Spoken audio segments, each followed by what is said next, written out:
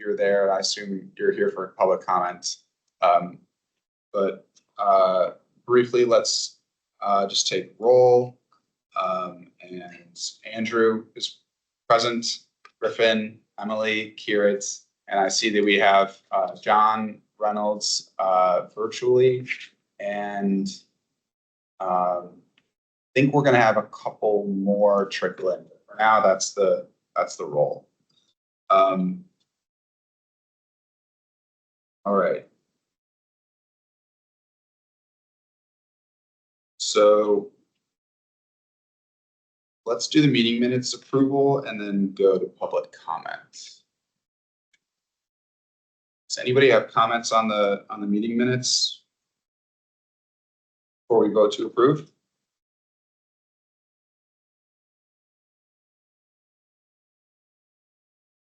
Motion to approve the minutes from the main meeting. Great, can I get a second? Second. All right, any opposed to the meeting minutes approval? All right, hearing none, the motion passes. All right, let's go to public comment. So, Rebecca, we'll start with you. I can't tell if there's other public comment. So basically you'll get 3 minutes, right, Rhoda? Yes. Yeah. So you have 3 minutes to present, speak, and then the commissioners will follow up with questions or comments and discuss what you have to say. So feel free to go ahead and get started. All right, thank you so much for having me. I am a tenant at Crystal House, and I'm extremely grateful to have a place to live. I was one of the first people who enrolled in the affordable housing program after the building was bought by Washington Housing Conservancy, and very excited to find a place to live. I'm a freelance journalist, and I think part of the things we need to adjust now is understanding who are our low-income workers in the Northern Virginia and DC area. What I've watched, though, is a very steady decline at Crystal House of in the management situations in terms of personnel leaving. And then finally, in June, very abruptly, in January, JBG Smith pulled out of managing. What I was told by an assistant manager here in the building is that JBG Smith no longer wants any affordable housing properties in its portfolio. And the changeover has been extremely chaotic. Some of the problems that we're seeing especially came to light when Cushman Wakefield, which has not been in the multifamily business very long. This is a buyout that Cushman Wakefield did of a much smaller company, so they're very new to this business. They did a changeover to Built, which is a rental platform, and that has resulted in sort of everyone getting very much a garbled list, itemized list of what they owe for, including a mysterious utility servicing fee. And both and then backing up to last summer, I had a pretty serious issue where in the middle of my lease, management attempted to extend my rent after the county announced its annual AMI percentages. So that raised the cap for example, I'm a studio. And what they did in the middle of my lease is attempt to add utilities after Arlington County raised the cap. And I believe that constituted an illegal raise of my lease, an illegal raise of my rent. And all of these things are especially disconcerting because Crystal House 3 is supposed to be in construction in 2025. And I do not believe at all that Cushman Wakefield is up to the task of communicating with the county of matters of great importance regarding construction. And I think it's especially important that this company not be considered to manage the property if that is something that they even put in to do. I think there's a general lack of companies that want 10 seconds. Yes. So I think the county really needs to look at the management of buildings that include CAFs. Thank you. Okay, yeah. Thank you. Thank you, Rebecca, for coming. So you're saying that your lease was midterm when you received a new fee to it? Is that what you're saying? Yes, last summer they added utilities in the middle of my lease after the county raised the cap, its annual AMI update. Okay, did they tie the utility increase to the AMI increase? Exactly, yes, they did. Okay, They said that the county releasing its second round of AMI, or its updated AMI entitled them to add utilities. I've never heard of anything like that. Thank you. I think it's not Else- appropriate. It's Yeah, I mean, if you have a written lease agreement that has a term, the terms, including payment, shouldn't change until the end of the lease. So unless there's some clause in your lease that allows an escalation upon increase of AMI, and of course, you can send it. I don't know if you have Rolda's email. You can send it to Rolda and we can take a look at it. But yeah, I mean, that's disconcerting. And if it happened to you, I would guess it happened to more people. Have you been in contact with any other tenants at Crystal House about this? I definitely have. One of the challenges here is that we have a lot of people in the affordable housing program who are not fluent English speakers and or are, they're a population of very low income workers. And for myself as a journalist, just to try to be the one who speaks out is important. Seems like it's important to me. But yeah, in terms of who had the utilities added or increased. Now, I'm concerned now that this sudden appearance of a utility servicing fee could be tied, and that varies very widely from resident to resident. That just went up, that just appeared in in our July rent. I'm concerned that that could also be something that they are attributing to the AMI bump. Yeah, go ahead, Andrew. Are you paying for your utilities directly, or is it being done by a third party and being billed back to you? It is billed by Conservice, yes, so that is a third party. And what I get on my rent, what I've now underbuilt, and I did have to ask for clarification, and I did receive it, there's a utility reimbursement charge to show that I'm not going over the cap, which for me is 310, living in an efficiency. Or, 310 at the time I signed my lease. When does your current lease expire? My current lease expires on the end of January 2025. So for anyone who you might be speaking to in your community, the Virginia tenant and landlord rights were just updated. They went into effect on July 1, 2024. Okay. And in that, it indicates at the top of your lease, in the very first section of the lease, the landlord is obligated to list every potential fee that a tenant could be responsible for, whether it shows up or not. Because some people might not rent in storage space, but we have to list as a landlord that you could be charged for that. So if you are talking to other tenants whose lease starts any time after July 1st, should make sure that's on there, and the landlord would be obligated to have to explain it to you because it's now part of their lease. That might be something you'd like to do in support of your fellow tenants there, and then of course make sure it's in your lease when you renew in January. Okay, so that utility service fee, that should be listed, is what you're saying? Because it's definitely not listed. As of July 1, any lease generated after July 1st, 2024.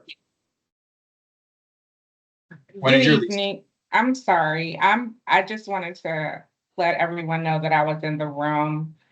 My name is Beverly Brinkley. I'm a senior director with Cushman and Wakefield. Nice to meet everyone. And though I can't speak to everything that you shared, Rebecca, there's some things that I am prepared to speak to. Yeah.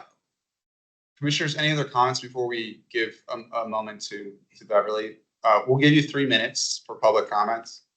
I just have one more quick clarification for you, Rebecca. So the change or the addition of the utilities to your lease that they tried to add mid-lease term and the change of kind of your rent structure, did that occur under Cushman and Wakefield, or did that occur prior to the change in management? No, great question. That was under JBG Smith. And that sort of escalated with a lot of back and forth with them saying, no, we can do this because because the AMI has been adjusted. And I reached out to actually a friend who works at Arlington County, and I should have come to you all then. And I'm really sorry I didn't do that. But what ended up happening is it got a JBJ Smith regional manager who actually used to manage our building before they cut back on staffing here. There was a phone call. I said I'd like to record this phone call. They refused to have it recorded. And I said, all right, well, I think we're done here. And what they did is they applied a $500 credit to my account for what they called the misunderstanding. And the minor issue that I have now is that certainly as you pointed out, I know there are other residents in the building who were charged these utilities. I don't think they got this credit that I got, is that the credit didn't cover all the utilities until the end of my lease. So there's a balance that turned up on my account underbuilt from, I guess, pretty much December and January. My lease that I signed in February did include the fact that there would be utilities up to the county cap. Does that answer the question? Yeah, thank you. Okay, yeah, before we go to Beverly, I just want to, during roll call, Kristen hadn't joined yet, and neither had Sarah. So just noting that for the record that they're both in attendance. Beverly, you have 3 minutes, so go ahead and we'll ask some questions after you speak. Sure. And I'll try to answer what I can and then circle back with Rebecca, if that's okay, to get more clarity on others. So first is Build is a program that we introduced at the site. It is a new program to our industry. And if there's some type of hiccups that you are seeing from a resident perspective, which is going to be different from mine, I am taking notes and would like to circle back with Bill to discuss those. I'm not sure if you have my email address, but I'll drop it in the chat so you can reach out to me specifically to discuss what you're seeing with the change to Bill. In regards to the utility service fee, now I don't know if JBG uses the same national industry lease that we do. I'm assuming that they do. Most companies do. Utilities, there's a note in there that says utilities are included in the lease. And when we're talking about AMIs, the program is structured similar to LIHTC, but not as stringent as LIHTC, which means that when the AMI goes up, and that means the maximum rent charge for those units, so does the opportunity for utilities to be assessed at the property. Understanding that prior to, the AMI was lower, which means that the resident rent was at the maximum ceiling, and utilities can be charged after that change. And what sounds like happened is that we didn't give proper notice to the residents that change occurred. It should be at least 60 days, and that the resident would now be responsible for utilities because they no longer exceeded the maximum rent. So I can circle back with JBG Smith and the client to understand what happened last year with that. In regards to management company experience, though Cushman Wakefield is newer to residential property management, some of the key players that are overseeing the property, like myself, have years of industry experience. I have over 20 years in affordable housing experience. I've worked from the bond program to LIHTC to Section 8. And the senior director above me also has years of experience. His name is Dwayne Woolridge. Is there anything else that I did not cover that was a concern for you, Rebecca? I don't think that's the nature of this meeting. This is me here as a resident, here to complain about complain and open a dialogue with the county commissioners or Okay. with the commission. Okay. But I do think that it sounds like what you just said is that it is a normal practice to raise utility rates during the cycle of a lease if the AMI goes up. And from what the chair said, that is not something that you should be doing, if I'm understanding him correctly. If it doesn't state it in the lease. So I would need to see your lease to understand how it Yeah. reads. I can't speak to, to that expertly without seeing the prior lease.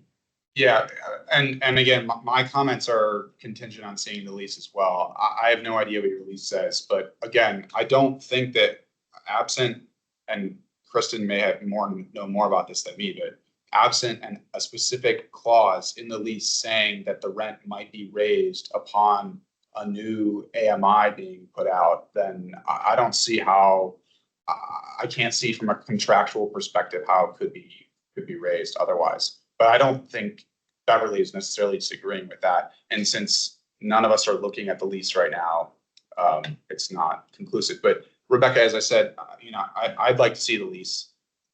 So if you'd pass that along to Rolda's email, we'll be in touch with you quickly after we take a look at it. Commissioners, any comments or questions right now? I guess for Beverly, has Cushman and Wakefield looked into to see if there are other residents that potentially are in a similar situation? Well, again, I was not present at the time. That was last year. The property transitioned mid-January of this year. I'm going to assume that based on maybe her unit type or the maximum rent, there could be other residents that this would impact also. Okay. Who's the owner of the property? So that would be that WHC as she shared and the Leo Impact Group.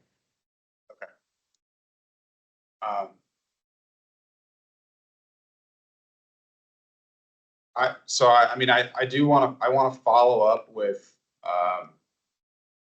Rebecca after we review the lease and with Cushman. Rebecca, your concerns, I want to make sure I've got them correctly. So the first one is the increase essentially to your total amount paid, and that was under JBG Smith. And then there was sort of another concern about utility servicing fees under built, right? And that's under Cushman Wakefield, right? And then third, you're concerned about, but I want to know if there are any other specifics you have to add about a decline in the quality of service that you've received under Cushman Wakefield.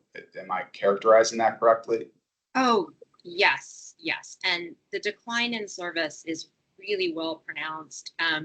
One of the main issues major issue is security and doors not shutting, or when doors break and they're not secure and they become insecure, they're not repaired. So we had my neighbor went out to walk her dog and found an unhoused person sleeping in the basement because the door was broken. And that door still, that was I think 2 months ago, that door still has issues where sometimes anyone can just walk up and open it. And Yvette Kane is aware of this and has been responsive, but it's not been permanently dealt with. And now we have doors that lead to the pool area and to the pool gate. Those are broken. And so the solution has been to prop open the pool gate and the pool door in the building all summer. And as I understand it, the problem is they're broken and they've been discontinued, those systems, and they cannot find a sort of like, they can't get the repair pieces. So the solution is just to leave these doors open all day, this door to the building and the gate to the pool. And the maintenance, although Yvette told me she was told that there would be a repair schedule, the maintenance guys have told us that these might not be fixed for the entire season. So definitely, and then we're just not aware, what the security camera situation is in the building. So those are sort of, but I feel like those are things that never would have happened when I moved here 3 years ago. If there's a door that's not shutting, that was a security issue for the building, it would have been fixed. And I take it you've raised these concerns already with management, right? Okay, so Beverly, I mean, what's the status with the security, the doors and replacement of, what's going on there? Sure. So I want to start off with staffing.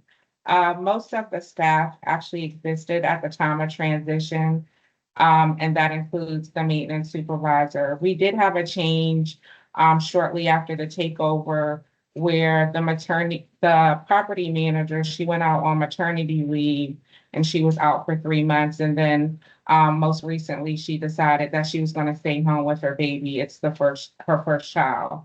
So that update came at the end of May. We quickly started the role, and the new property manager actually started last week. And we sent out a email letting the residents know that she was there, and also have welcomed them to meet with us to discuss their concerns. I believe the date is July 23rd, 24th. So a flyer is going out about that. In regards to the security doors, I'm not sure which door she's referencing to, but the new property manager whose first week on the property has been to walk the property with the service manager has identified areas of concern and is working with the maintenance supervisor to get replacements in place for those doors or work to secure them. In response to her question about, or her concern about the gate at the pool and the fob reader, that's totally accurate. We reached out to the installer, which is Dormacaba, to get a replacement. We reached out to several other security control companies to see if we could get the fob readers replaced. And as she said, they were discontinued. We even looked on eBay just to see if we can find them. Ultimately, we found a company called Community Controls.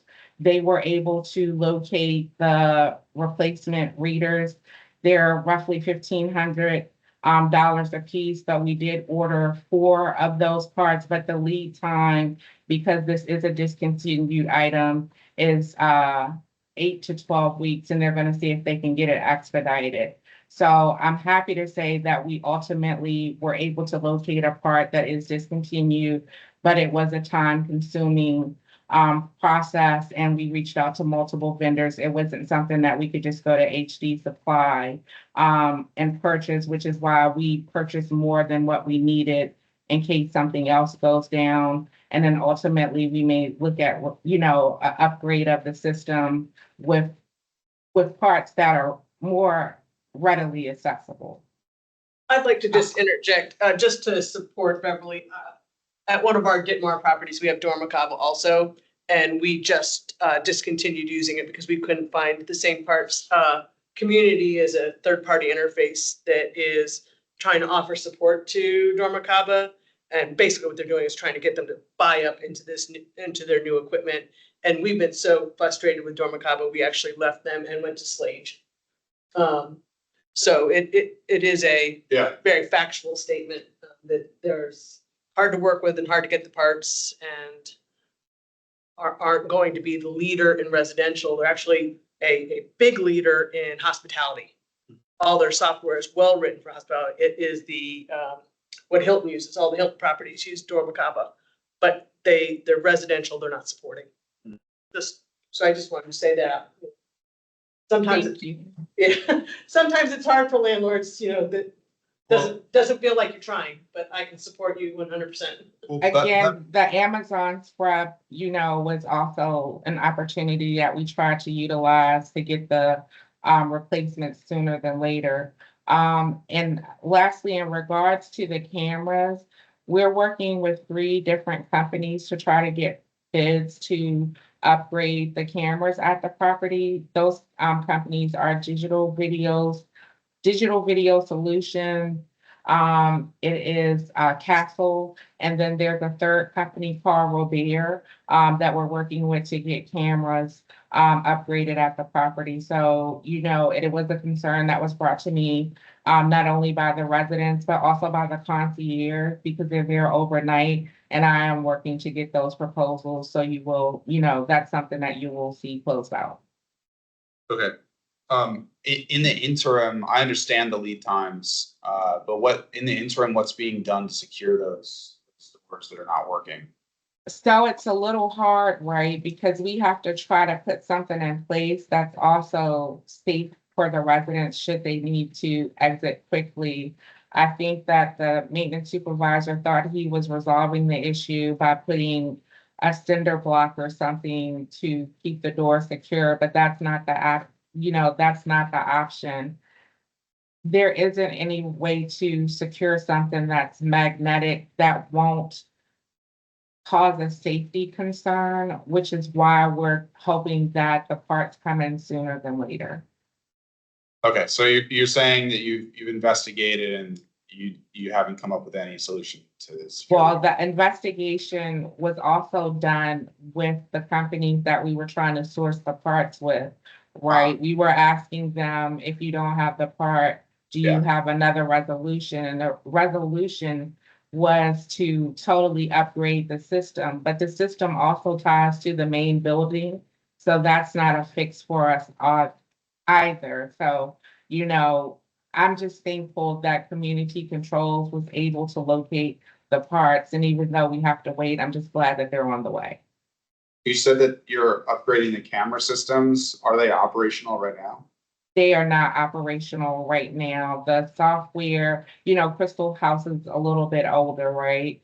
And so the software is obsolete and we need to look at doing complete replacement. I would like to say that there was an awareness that this was an issue at the time of transition, and there is money set aside to get the upgrades completed. And that's just a matter of finalizing one of the three proposals. Yeah. Yes, Crystal House is a big two big buildings, right? So that's a lot of walking. There's wiring that will need to be done and et cetera. And also making sure that we have the right internet bandwidth to support a system so large. Okay. Okay. So, I have just a couple thoughts, with regard to the lease issues. I think it would be, first, I'd like to look at Rebecca's lease, and then Rebecca, I don't know what relationship you have with other tenants, but to the extent you can get additional leases or Beverly, I'd like to coordinate to try and determine whether there's been an obvious breach of the leases, and with the understanding that would have taken place not under your management, but under JBG Smith's. And to the extent that there's an issue there, get it rectified with them. They're not bankrupt. They still exist as a company. And if there's outstanding money owed to residents from JBG Smith, then that should be resolved. So that's my first thought. To the extent that Rebecca, you are talking with other tenants about resources, legal services of Northern Virginia, in particular for those in affordable units, are an option if they're having issues like you've had or other issues.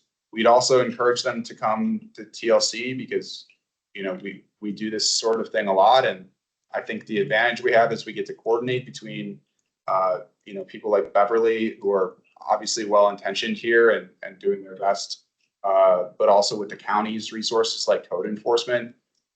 If there are issues that remain outstanding, we'll do that on the back end. After this meeting, we'll talk with code enforcement and a couple others to make sure that we know whether there are other issues at the property. And I think it would be a good idea for us to have a meeting. We don't meet in August. We don't meet this next August. But I would be interested in having, maybe we could do it in a subcommittee meeting something, just an update. And it doesn't necessarily have to be, a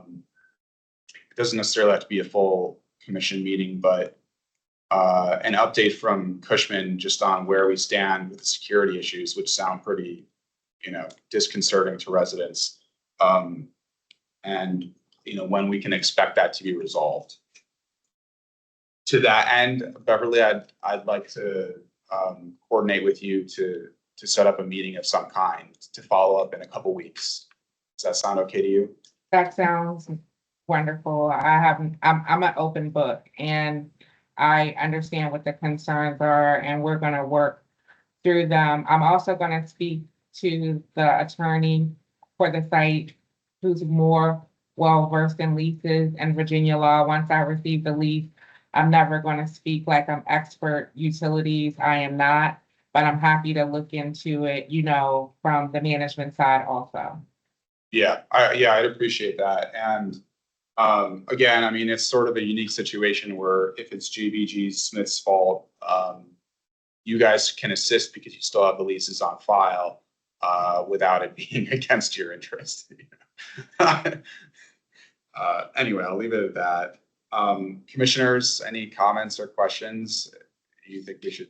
I think what you said is wise and we appreciate the comment. We can't always, hearing complicated issues, we can't always come up with the answers on the spot. Sometimes we have to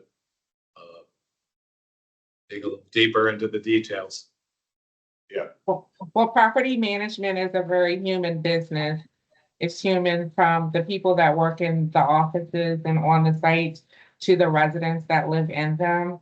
So unfortunately, I say there's always no playbook that we can just go through and check the boxes. There are some unique situations and the utility situation, it seems to be one of them, but I'm happy to matter. Yeah. And out of my own curiosity, Rebecca, you mentioned you're a freelance journalist. Are you writing an article on that? I'm just curious. Well, I think, as you all know, there has been a decrease in local and DC area journalism. So no, I'm not. I wish that DCists were still around and that the Post had a more robust metro section. Yeah. I'm the Post former theater columnist. They discontinued the local theater column a while ago. So no, I'm here as myself. I do see that my neighbor Irina joined. She's listening in. And as Irina can attest, some friends of her, another resident who she knows was trying to access the pool. One of the solutions that management came up with for this lock issue was to padlock the accessibility ramp to the pool. And Irina and her friend of hers, they had to help a wheelchair user down about 10 steps. It's been a very harrowing situation for them. So I did report that as to be a ADA violation to padlock that ramp. And that has been removed. And then as Beverly described, and I do sympathize that they're having these supply issues and what have you, but I think that the fact that they saw as a temporary solution, let's padlock the wheelchair accessible ramp is a real problem. Yeah, clearly not ideal, but I'm glad that they've already taken action to okay. Are there any other comments from commissioners before we move on? I want to thank you, Rebecca and Beverly, for joining, and Irina and Yvette for coming and talking through this with us. I'll look forward to receiving the lease and an email from you, Beverly, to set a check-in in a couple weeks. Okay. Sounds good. Thank you, everyone. All right. Thank you very much. Thank you. Thank you. All right. Where are we on the? Danielle. Oh, are there any other public comments before I move on from public comment period?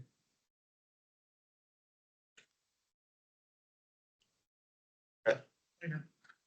What do we have next on the agenda? The subcommittee, current the outreach subcommittee. Outreach subcommittee, yeah.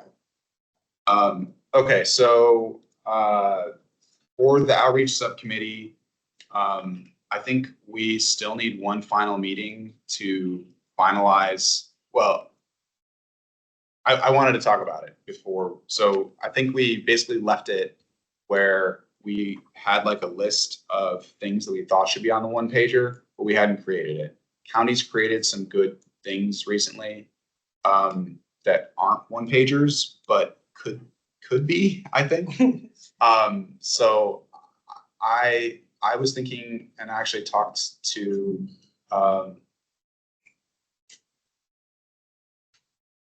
someone, Andrew, Maureen.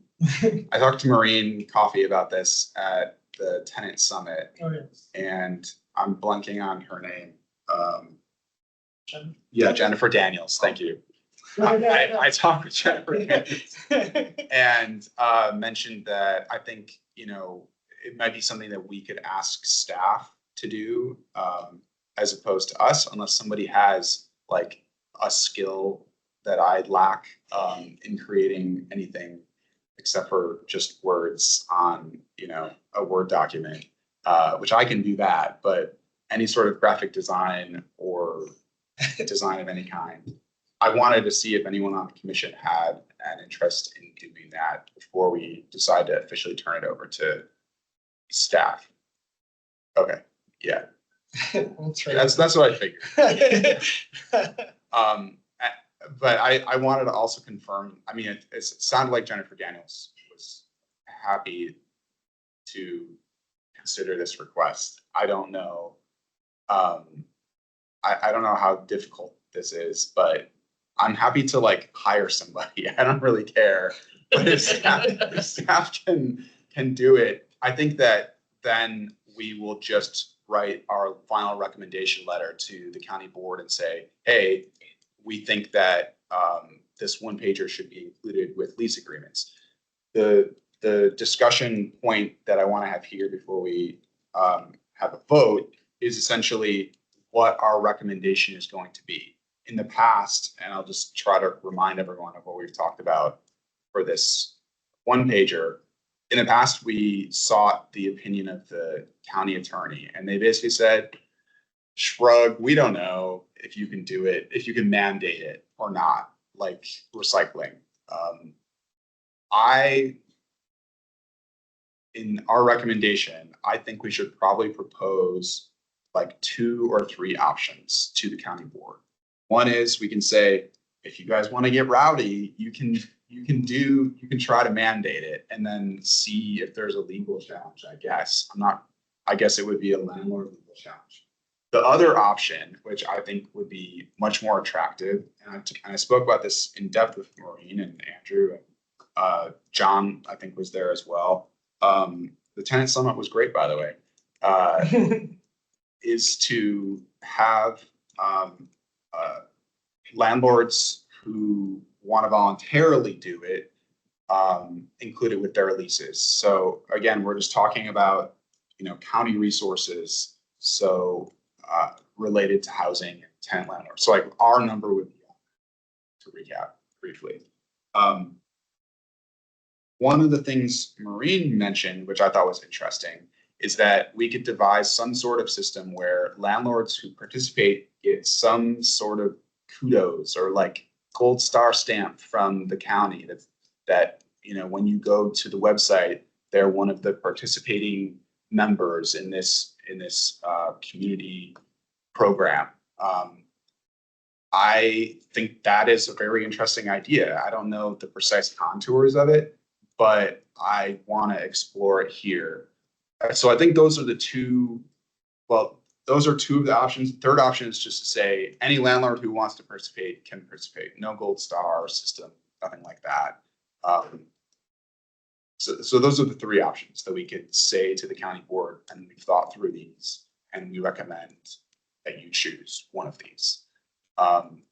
So I wanted to open it up to discussion before we, you know, move further. If anybody has any thoughts or feelings about that. Well, as a landlord,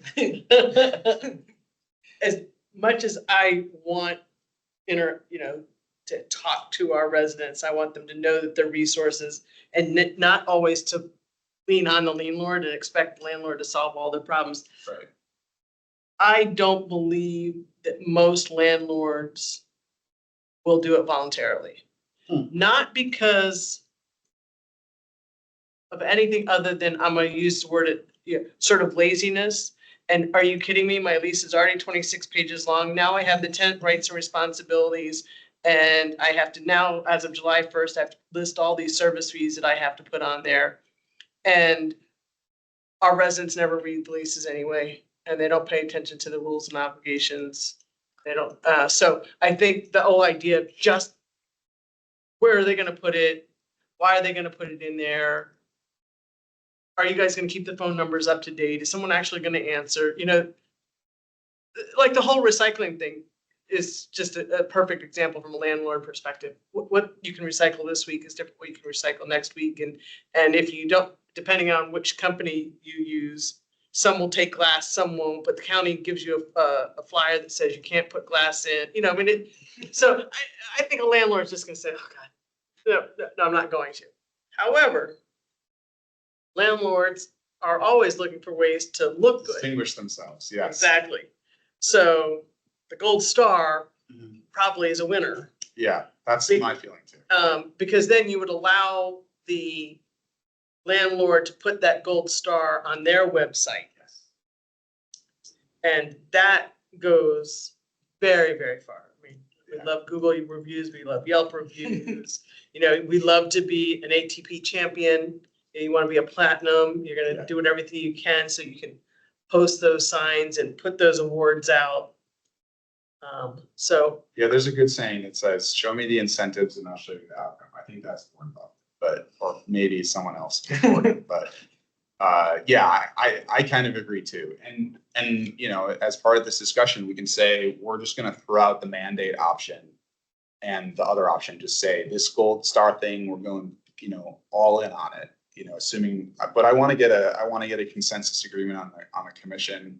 I really appreciate your perspective, obviously.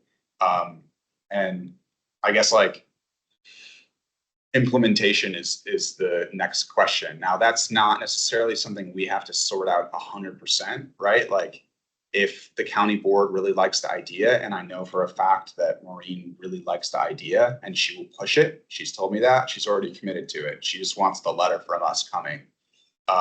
But it would be helpful to provide some sort of a structure, an initial structure for the program. So I just want to talk about that for a little while. Oh, and if anybody else has thoughts besides Kristen, of course. Oh yeah, Sarah, go ahead.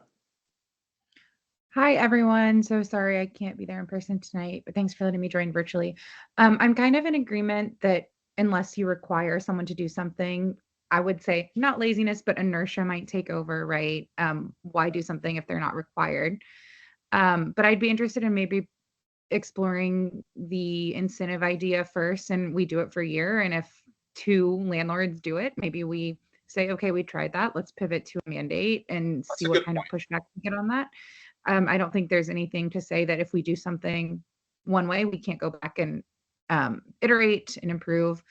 I'll also just say to the bit about the incentives.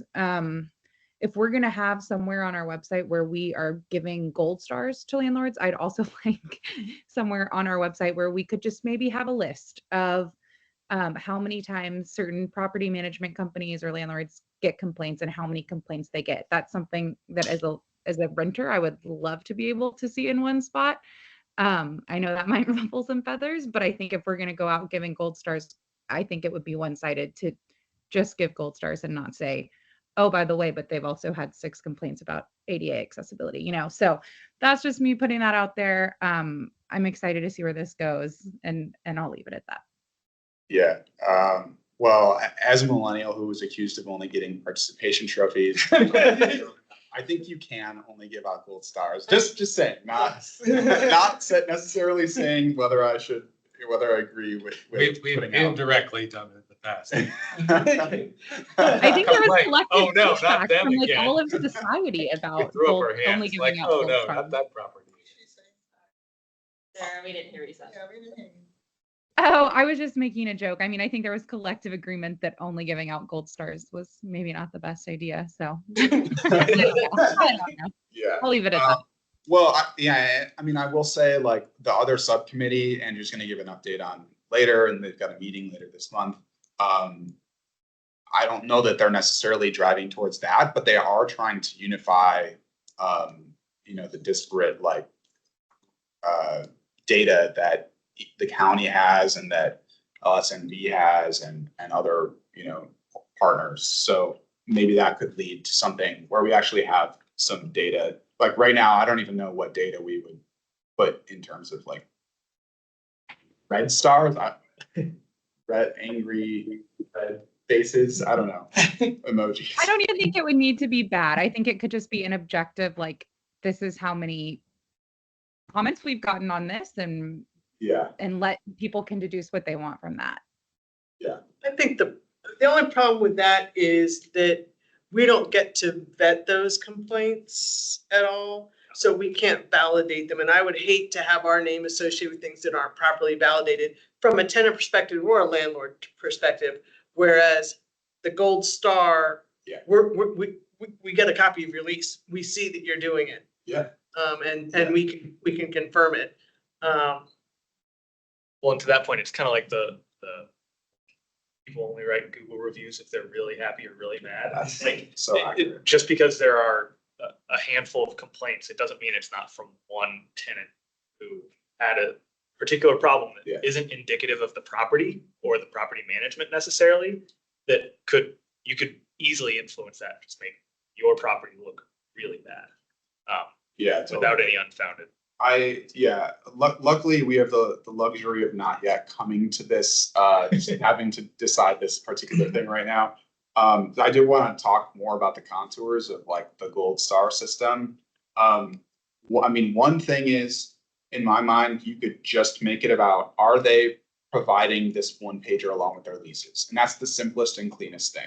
It's probably the thing that I lean towards. But, if you're creating a gold star system, maybe there are other things that we would like landlords voluntarily participate in. And this is something that we wouldn't necessarily have to implement immediately. Like we could start off with just the one pager, and then you're in the program. And then at some point in the future, I like how Sarah put it, you can iterate, maybe it's not enough incentive.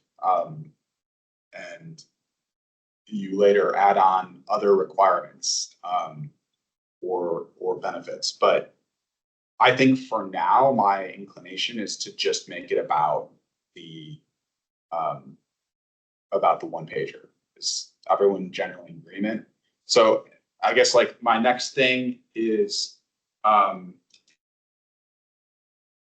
we don't want it to be like we endorse this. Yes. Yeah. There's a tough line to thread here where gold star means like we love this landlord and they're like preferred for lots of reasons. If you just like glance at it, I think we need to be careful. And again, some of this implementation, I think if the county board really likes it, they'll do whatever they want anyway. But I just want to like talk through here us thinking about it. An endorsement, but like limited, like they're participating in this program and we appreciate that, right? So anyone have thoughts on that? Like a Friends of the Tenant Landlord Commission. Yes. Like the Friends of Arlington. TLC or Friends. Yeah. I like that concept. Like, and I think then it can easily expand to, I'm thinking about that program that we heard about, I can't remember the name of it, but that DHS works with to place people that are harder to place. Oh yeah. Like that could be something like those people are also friends of. Oh, that's a great idea. Because I know she said there's only like 4 of them or something. I know. Yeah. So I think that, and I think just generally we've talked about, we do a lot of more tenant outreach, I think, here, and we hear a lot from tenants, but like a lot of small landlords have problems too. So like with that and large, not to exclude it. Yeah, I think we just steer away from endorse. We don't Yeah. use that word endorse. Yeah, because Yes. the last thing you want is some story comes out and it's like horrible about the property Yeah. conditions. And it's like, oh, the TLC endorsed that. Yeah. Right. Or Arlington County endorsed that property. Yeah, I really like the Friends of the TLC, but I think that's maybe just a little bit too limited, like it's a little bit too self-focused, so,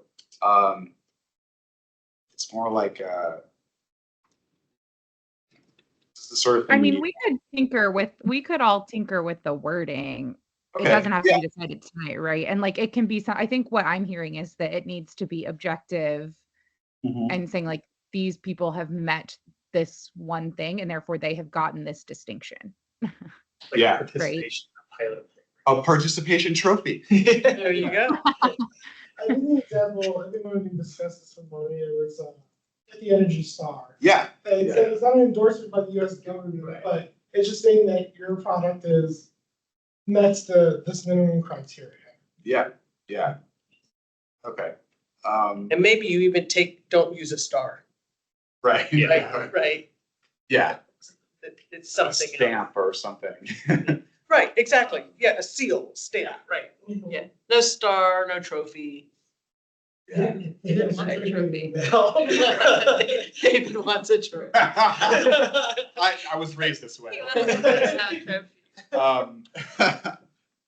Okay, so I am feeling like we've got a decent sense of agreement here on what we're going forward with. So I just want to firm up, are we going to present them with options? What do people think? Are we going to say, the three options that I talked about earlier? Are we going to say in our letter, hey, you can either mandate this, although it's, who knows whether it'd be challenged, gold star, although gold seal, whatever, or just, ask landlords to voluntarily. I don't want to be negative, but I don't think the mandate thing has worked in the past. I'm not sure why I we think would they even. would shut it down. They have, it's been suggested that they're not going to mandate it from Yeah, various sources in I mean- the past few years. I don't know why we should go with the other two. I don't know. I wouldn't even give Am I give wrong? the I middle mean, option. has anybody said that they're going to mandate it? so just the incentive option, is that what we're? I think so. For the- Right. Yeah. A recognition. Sarah, go ahead. Oh, no, I was just gonna say, it sounds like we're all in agreement, so let's present them with the one option that we've been talking about, and if they don't like it, we can go back to the drawing board, but it sounds like we're all in kind of agreement, so I would just present that one. I think the only concern with presenting even the option of just make it optional is, Yeah. I don't know all of the county board members, but it is kind of just the easy out. Yeah. And so if they want to say we did something without having more of an incentive, it's an easy way to just say, we did something, Yeah, check the box. True. yeah. Because obviously Maureen's supportive of it, but She is. the other and county she board told members me- aren't. She told me she could vouch for at least a couple others, like off the bat, without Yeah. even talking about the specifics that we're talking about. I just So, worry making it almost too easy Yeah, gives an easy out of they did something, but had less of an impact. okay. All right, so we've got it down to just the incentive option as the recommendation. How relatively, it sounds like we're all gonna go home and think about amazing names for this program. And maybe I'll pass around an early draft of what I'm thinking for the letter before the next meeting in September. In fact, I will do that. But in the meantime, if you guys are all thinking about Friends of the TLC type, I really like that gist of it.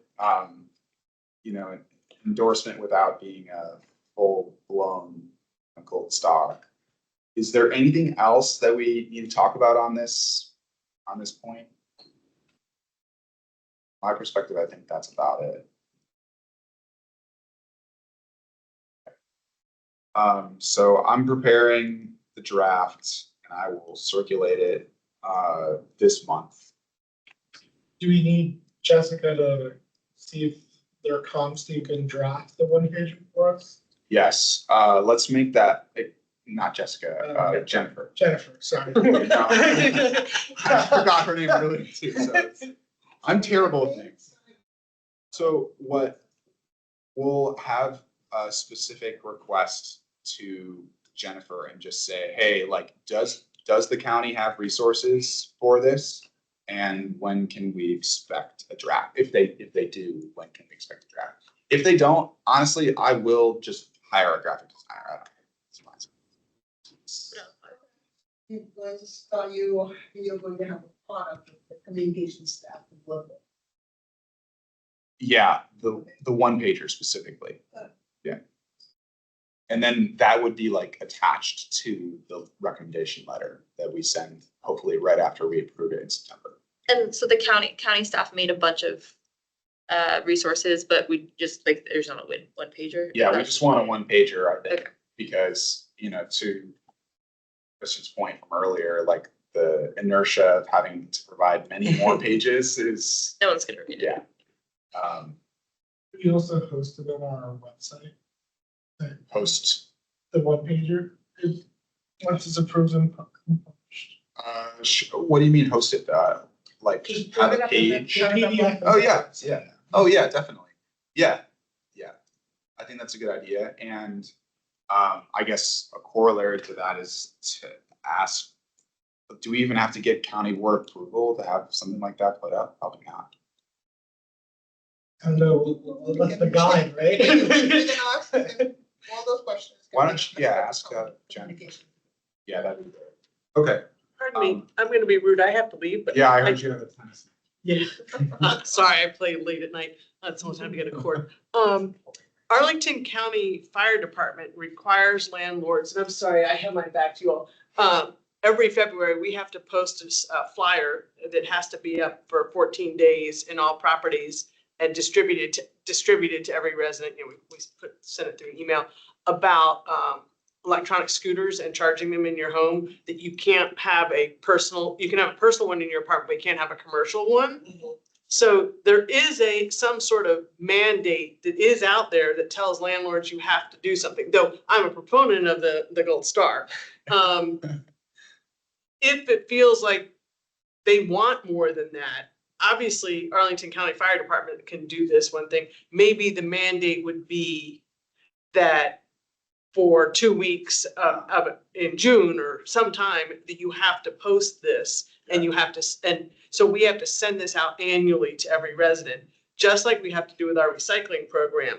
So I think annual, yeah. if there's a reason that they want something with a little more might refer to that. Is there like a tenant month on the calendar or something? I mean, is it one of the tenant summit kind of? I don't know. At the first 2 weeks in June? Yeah.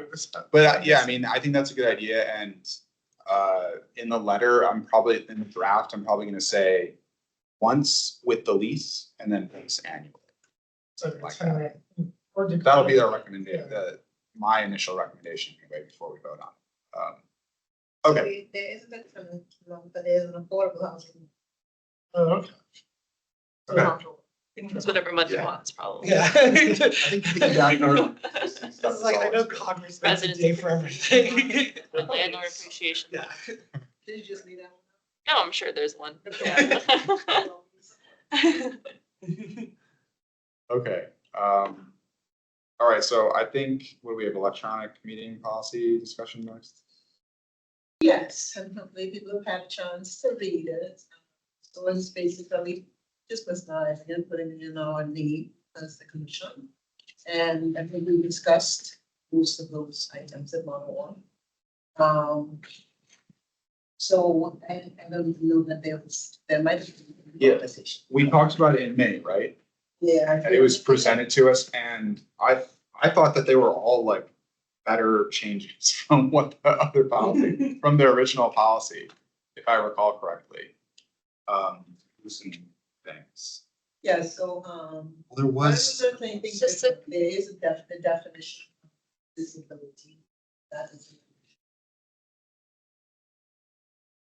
And then, was the note about. Oh, yeah, that was the big one. Do you have to have the camera on? And that's for So that's the thing. visuals.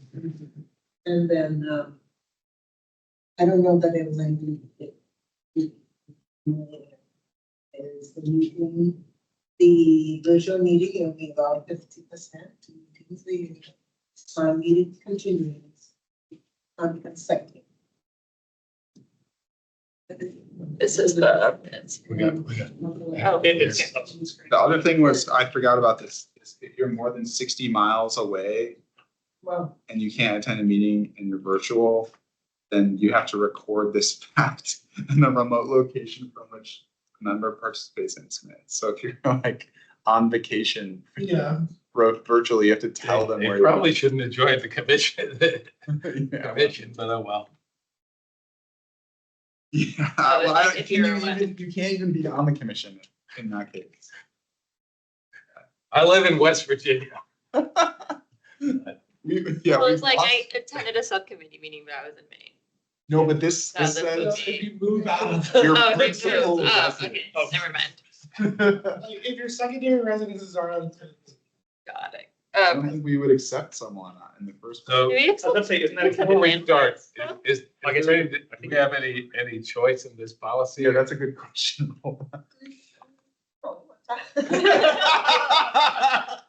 After you submit it, scale, you have to adopt it. Yeah. And vote on it, adopt it. and that's- So What if we reject I was just table it for. forever? I mean, for instance. Yeah. The Tenant Landlord Commission shall record in its minutes the specific nature of the personal matter. Yeah, I don't know. I mean, are you guys? like when you were stuck in the Are you gonna airport. But No, So. I don't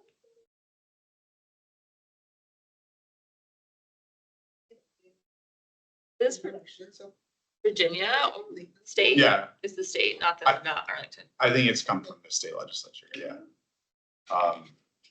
So, but it is fine that we have to adopt it even though we don't have a choice. Right? Like, if I'm understanding it correctly. I mean, maybe Can we lodge, Yeah. can we lodge objections? Or we can adopt the with, Well- with protest. I really don't think, yeah, I mean, if the Virginia legislature passed it, I don't think there's a choice, but we could stop that. Well, any other comments or thoughts on that before we, Adopt a reservation. yeah, we could note for the record our reservations. In fact, we could amend our charter to say that we have deep concerns. I'm just not being serious at all, but I guess my only reservation with the 3 is like this, that stop the meeting then, why does it, like today, if we dropped you're at 4, but the person happened to run to have a bio break. And they come back and you're in the middle of vote or discussion, do you hold it until everyone? I mean, that makes no sense. I will, being recorded, so I will say that we're going to adopt this, but hypothetically, the rule of every law is not always followed to the letter. Yeah. I'll leave it at that. I mean, at the end of the day, there's a chair and there's a spirit of the law versus the letter of the law, which is what I was just hearing. And I'm confident that we will not be kicked off of the Tenant Landlord Commission for going off video during virtual. Don't test me, Sarah. That's just my thought. So, Oh, no, I have a hard enough time getting quorum as it is. right. Anyway, okay. It sounds like we are going to adopt this whether we like it or not.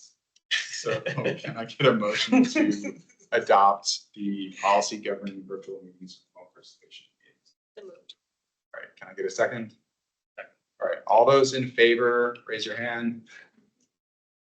All right, that's. Oh, stay.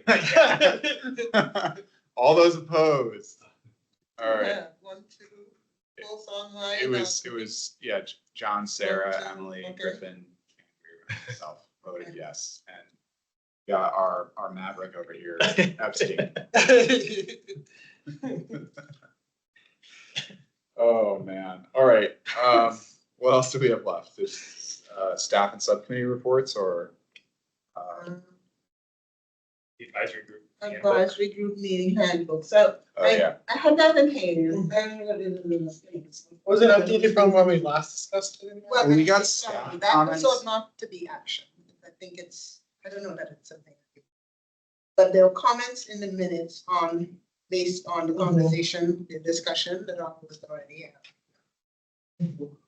So what happened in the interim is that we got staff comments, and I do. Oh, yes, there were some areas in there. Yeah, if you have, Staff- oh, I've got it. Yeah. If I forward it to you, can you pull it up on the? Yes,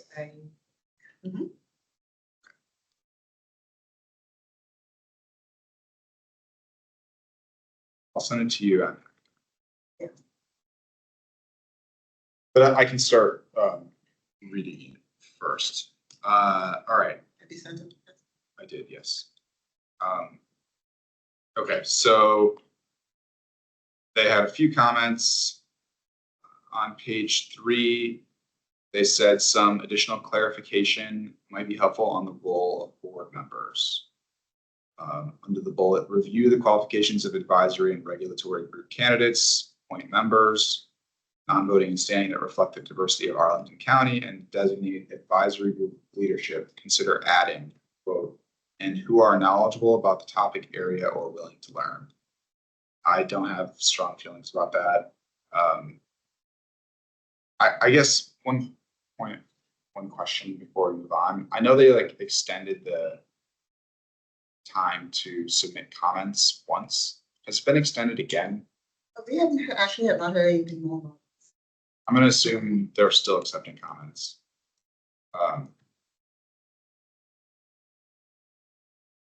Basically, I wanted to integrate staff comments before we finalized ours. Did they have anything regarding the media advisory or that they incorporated that was are not speaking for the county? That whole complicated. Yeah, I should remember that. I don't think they commented specifically on that.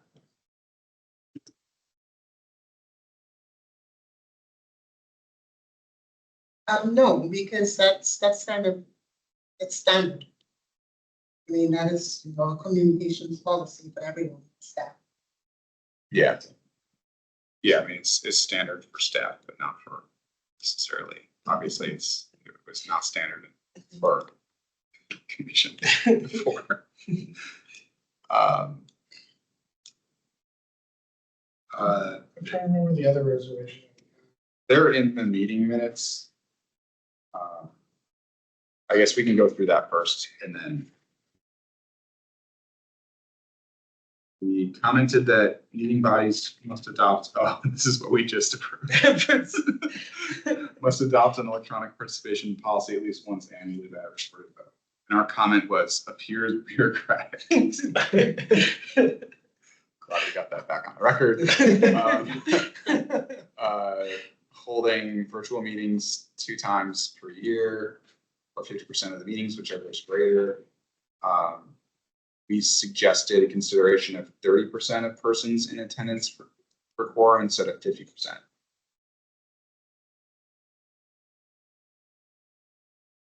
Yeah, the video one was the next one. We said it seems invasive. The other one was the caregiver issue. We agreed with the definition and said it would encourage broader participation. So we were good on that one. Same thing with, yeah, that's basically. Subcommittee. Yeah.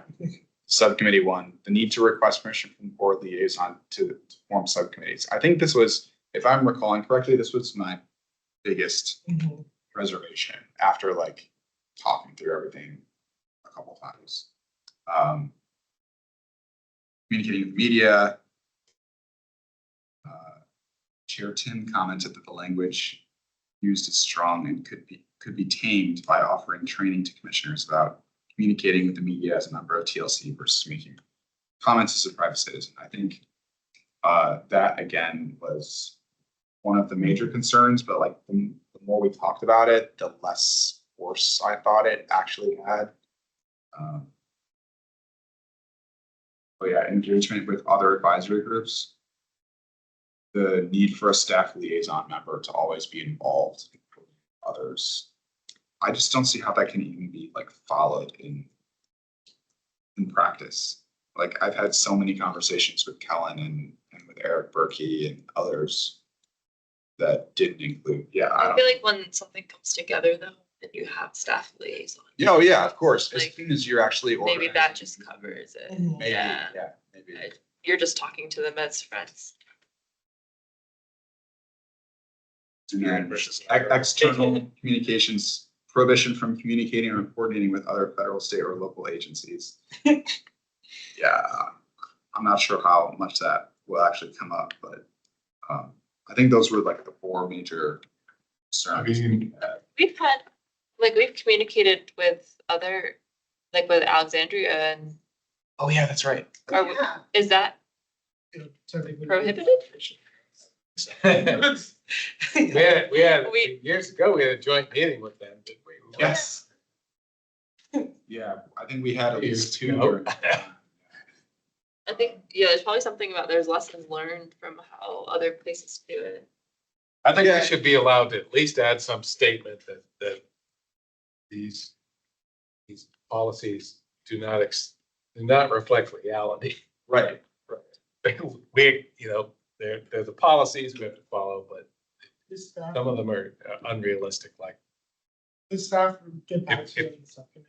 if 2 members of the commission are hearing us at a meeting by video, it has to be publicly accessible. Did they get back to you like on the ruling of the?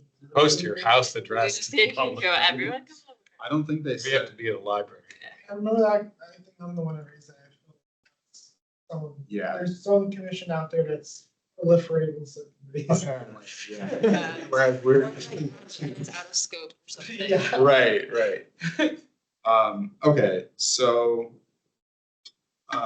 Did we get the staff comments yet to put up there? Hector just They're touched. there, but they're not, they're not allowed. I'll just keep reading them now that we've recapped our own. Under the bullet, provide guidance to resolve conflicts and internal issues affecting the group's ability to operate effectively. Consider adding, quote, also coach, mentor, advisory group leadership, being an effective leader who can facilitate meetings in a timely and effective way while ensuring that all voices are heard.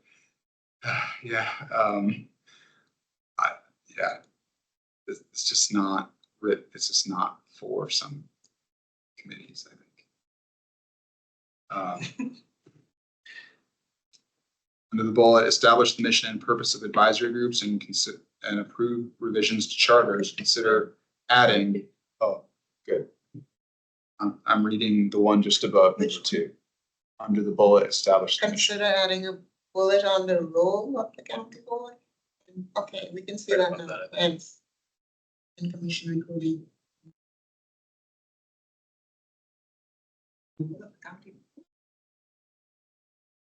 I don't understand that last bullet. I was reading the one just above it. Commissioner. I think it's that essentially that the county board member or the liaison is responsible for recruiting people to your commission. Oh, This is all under the Right, role of the board member. right. And I actually agree with that one, and that's how generally TLC has operated. Whether it's been effective always a different question, but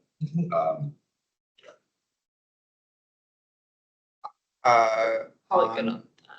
I mean, does anybody feel strongly about the page 3 comments that we've already run through really quick? I don't feel super strongly about any of them, so. What is our end? What are we doing right now? Are we going to be submitting comments and staff is also submitting comments, or we have to decide whether? Staff sent us comments after we requested them, And this is staff. and these are staff comments, yeah. Okay, got it. So are we saying we will? I just wanted to know whether there was anything we wanted to add. from Okay, staff cool. So comments. we're adding, not like Yes. deciding whether or not to pass over staff. Okay. Correct. Yeah, we've Okay. already voted on this. For me to send a letter with these concerns outlined in 8 minutes. But rephrased, of course, I just tried to catch. Yeah, this. no, No, his comments are you're too bureaucratic. Yeah, I'm just gonna write appears bureaucratic. That's the whole letter. Can you scroll down a little bit, Hector? Here, I just want to see all of 2. All right, on page 5, additional clarifications on role of staff liaisons. Serve as liaison between the advisory groups and county board. Advising county board of issues related to meeting management and adherence to commission scope. Yeah, I don't have any strong feelings about that. Consider adding additional bullets on assisting with recruitment. Would love additional help with recruitment. I don't know. Item number 4, is that supposed to be referencing us? Because I wasn't aware of that. Oh, you're jumping in. Created subcommittees without, overloading staff. That's. Yeah. County board. You're on number 4. Who is creating subcommittees without informing their staff? How? You need staff to have to notice a public meeting. Either meeting or social life. Someday I would love to get all the policies. Page 8, under support, there's a description of the role of the county attorney's office. It's also available to 6 questions regarding FOIA. Commissioners occasionally request CAO opinions on policy recommendations. It's not the role of the CAO, perhaps it should be stated explicitly.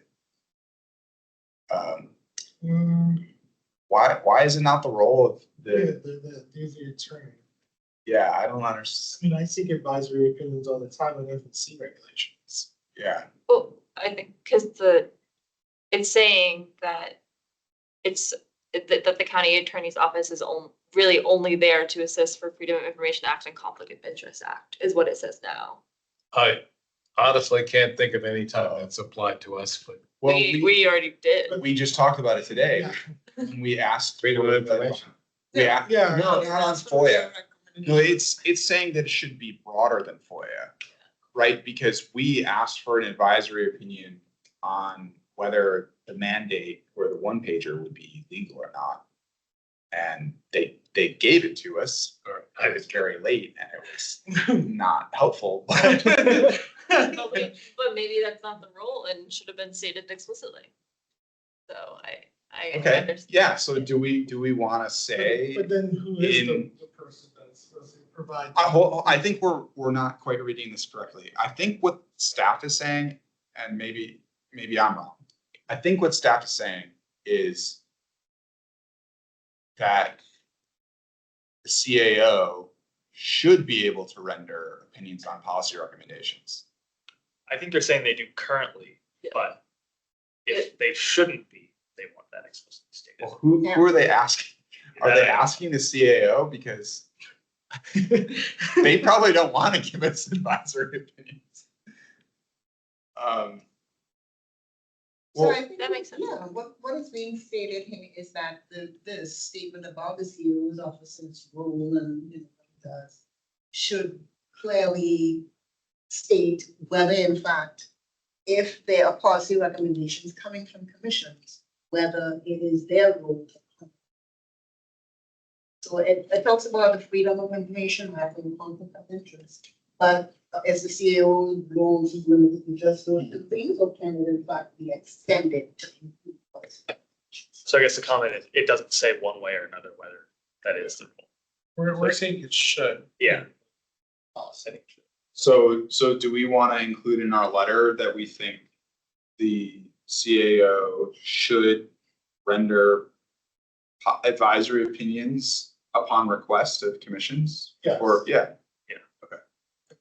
Any sensible organization would want to at least talk to employees before issuing a policy. Yeah. It's like going through a comment rule period with any executive branch agency. Yeah.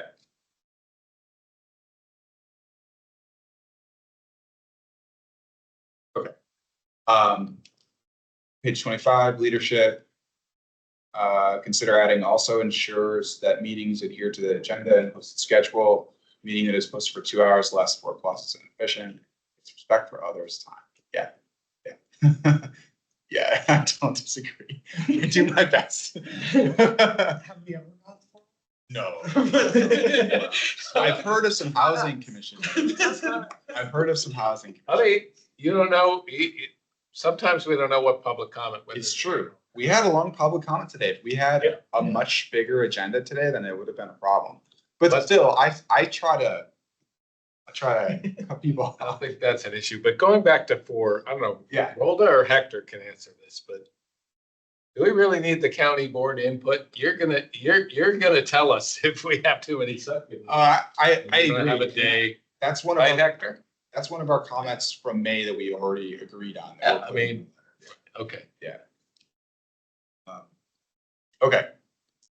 And the final one, host regular check-ins with staff liaisons. Totally agree. We do that. Okay.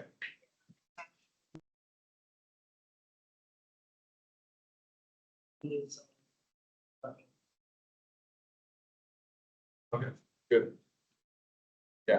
Do we do, sorry, do we do county board liaison check-ins with you? Do you have our, I do them. you do it? Okay. Or whoever it is at the time. Got it. Yeah, I did one a couple months ago, soon after she was assigned. Yeah, assigned for our commission. Okay, I will revise that draft and send it around, and we'll approve it and send it. Well, I guess I'll send it around for comments to you guys. If there are none within a week after I send the draft around, I'm going to send it to the county board. Okay. Cool. Subcommittee reports. We met with Russell, from Department wrong again. DHS. Yeah, And we discussed, the new rules, the proposed rule that's supposed to go into effect on October the 1st. So we're currently under HQS, the Housing Quality Standards rules, and HUD is switching over to Inspire, on October the 1st. Those rules will be published in August. Arlington will then look at it and then have a meeting with landlords that take the voucher sometime in late August or September, and to tell them where Arlington is gonna put their standards in comparison to where HUD is mandating for Inspire.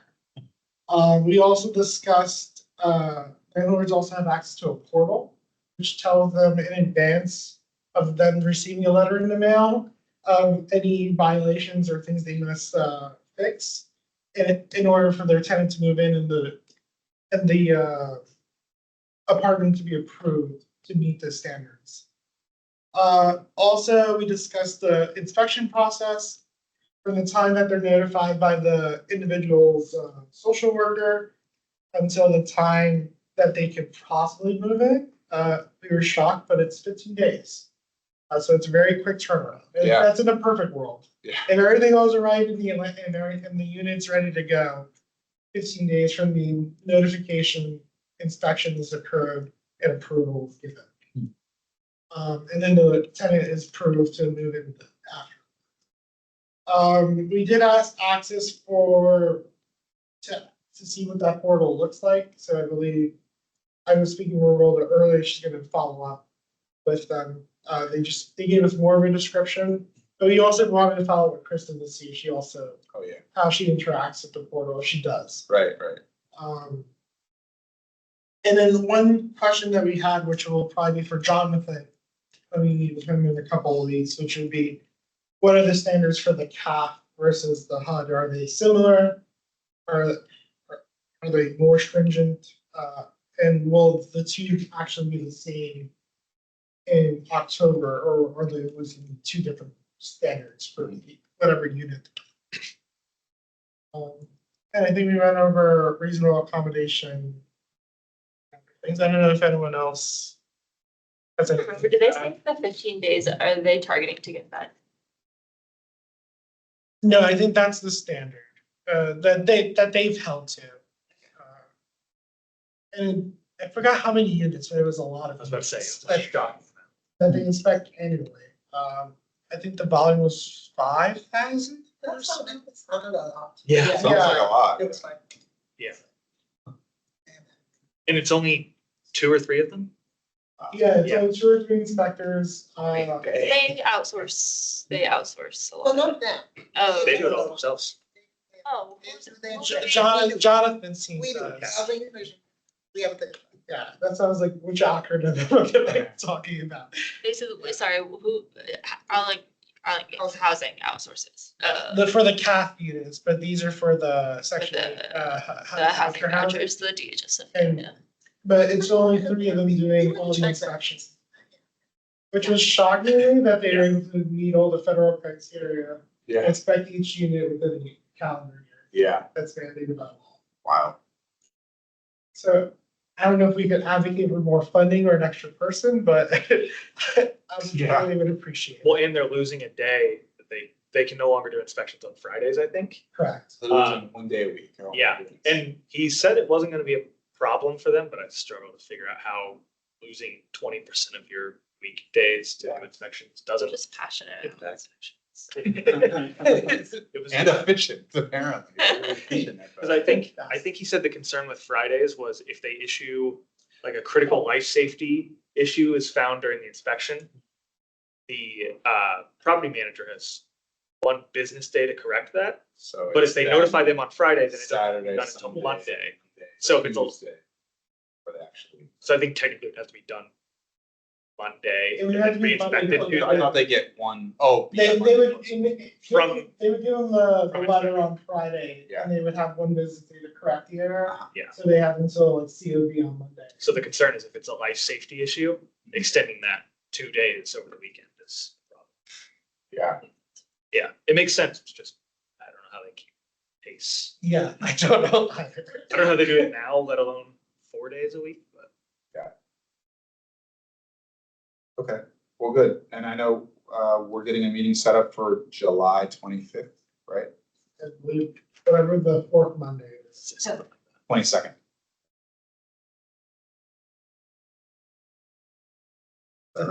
Should be the 22nd. 22nd. And I'll be attending that one. All right.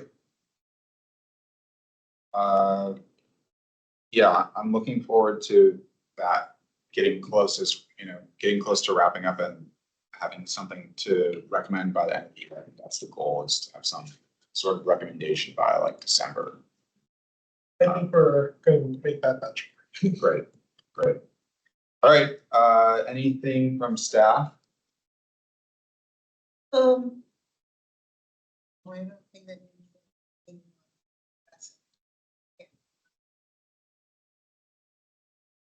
Great. If you don't hear from Rebecca in a day or 2, if you would just reach out and see if you can get her lease.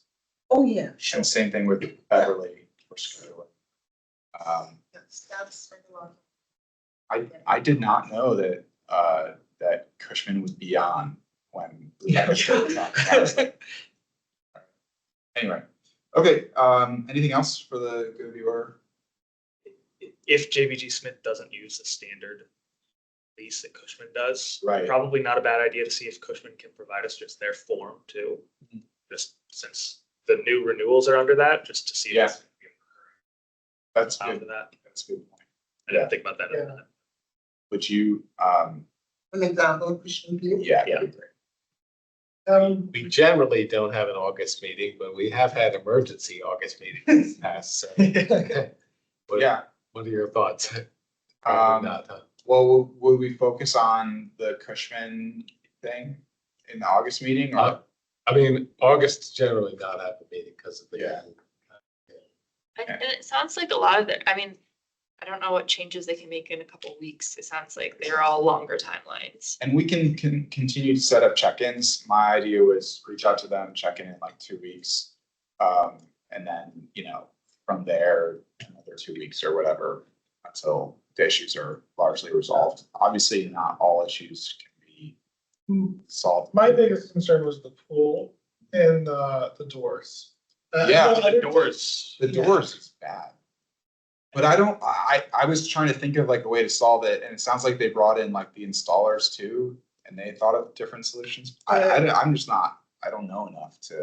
I would say tenant safety is paramount, and I'm shocked that from an insurance perspective, Oh, yeah, the pool situation, because I know that's a big thing, like you always have to make sure it's fenced yeah, and secured, and that was not the case. kids.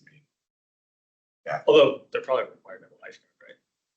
But they aren't on at all hours. But, right? and it's unlocked, it's, anyone can freely. I wonder if they I wonder take the cinder block out. I was about to say, I wonder if they padlock it, maybe. because my old building would padlock the pool gate at night when the lifeguard was off duty, so I don't know if they do something like that, but. So I don't know. that's more paramount to be considered. I know, I understand the fob situation, like that happens Yeah. everywhere, Yeah, but security of the premises. Have you all interacted with them before, that building, that management? Have you like complaints? One of the things that we needed to say is that they're cast in that building, but it's not under any category. County really does not have any agreement with that property.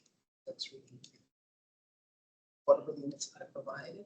Do not have to. I remember when the Washington Conservancy, like, it was maybe 21 or 22 Yeah. when they came in. And I was really optimistic about that. And I think they even had like, for those who were in the committed affordable units, they had like job training and They other do. services. Yeah. Is that still ongoing? I think so, because maybe this is helpful for the rent issue with JBG Smith. JBG Smith is like a partner with the Washington Housing Conservancy, Yeah, right. so they're still involved somewhat in ownership. It's not like they're completely separated. Yeah.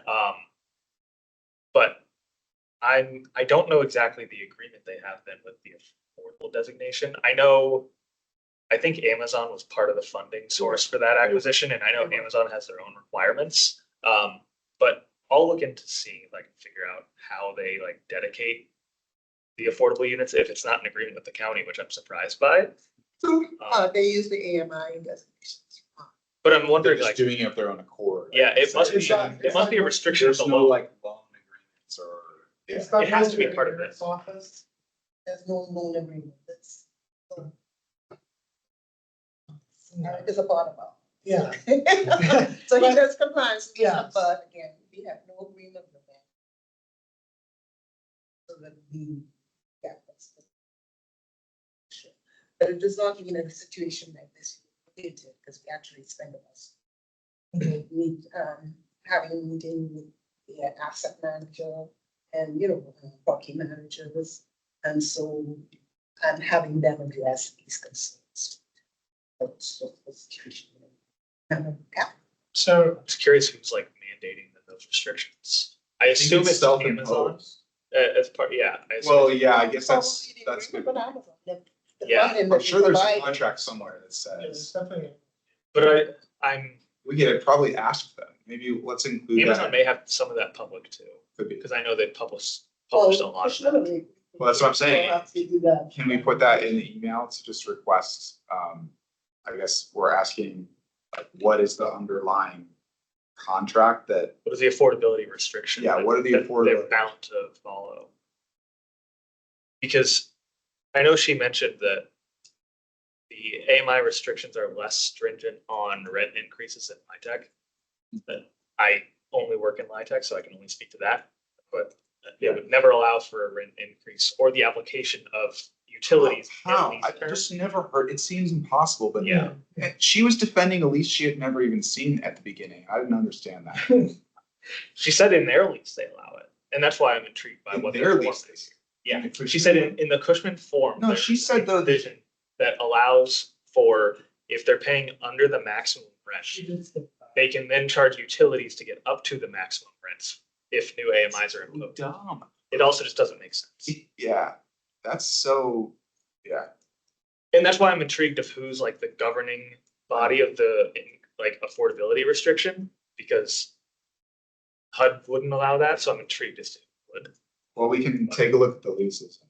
Yeah. See if there's, But also, wouldn't that violate the fees that are being listed by the, from Well, the, yeah, under the the current, new Yeah. July 20. because then you're. Although you trying to just- get their one You number. just say that you're gonna charge. you just say utilities can.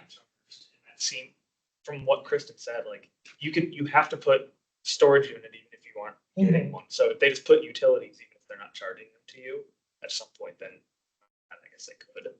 It's just so wild to me that you can say like, this is what you can expect to pay for your unit, and then halfway through the lease term, it changes. Like that should never happen. It just should never happen. It's like a variable rate. Yeah, exactly. Exactly. Anyway, I think that's everything. Anybody else have any comments? All right, can I get a motion to adjourn? All right, second. Second. Any opposed? Hearing none, that concludes the July 10th, 2024 meeting of the Tenant Landlord Commission. Thank you very much for coming. Yeah, it would be. No meeting in August. I mean, I guess we can call an audible if